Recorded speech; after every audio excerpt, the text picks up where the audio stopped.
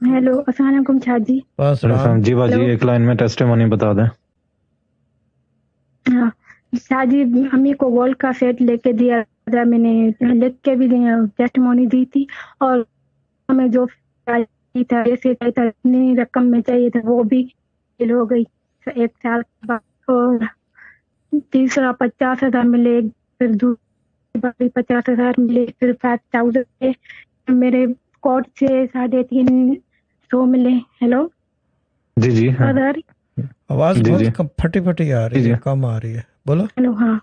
फिर 350 मिले, पता नहीं। हेलो, मुझे आवाज नहीं आ रही। ठीक है, मैं जी आ रही समराइज है, कर अब देता हूँ। 50,000 एक मिले, 50,000 दोबारा मिले, जी 5,000 एक मिले, और आखिर में जी। आपने बोला 3.5 और जी, और जी, और 3,500 फ्लैट या भी मिल लाख। गया हमें जो चाहिए था। और जी, 350 मिले थे। और 350, फ्लैट भी हमें ठीक। मिल गया है जो हमें चाहिए। और हमारे फ्लैट की डील हो रही है। आवाज नहीं जा रही। आवाज नहीं आ नहीं, रही आवाज आ इसकी, रही है। सबको आवाज नहीं आ आ रही, रही। वो सादिया अजीज मैं भी लिख रही है, ठीक है ना।